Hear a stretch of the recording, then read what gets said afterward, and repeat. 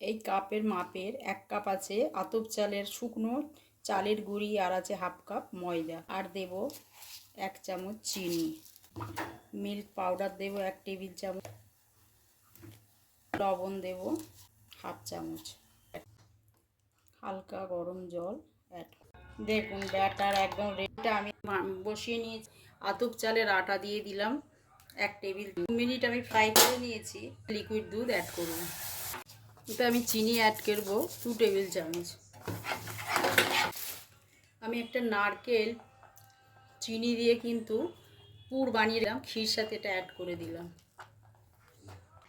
এটা তাওয়া বসিয়ে নিয়েছি, একটু তেল ব্রাশ করে নেব।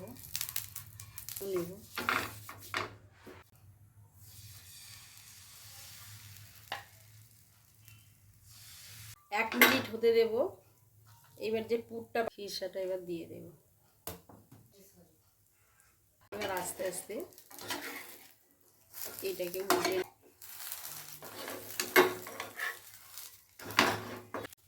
দেখুন আমার পাটিসাপটা একেবারে রেডি হয়ে গেছে। 2 মিনিটে পাটিসাপটা 2 মিনিট আমি তুলে নেব। পাটিসাপটা একদম রেডি হয়ে গেছে।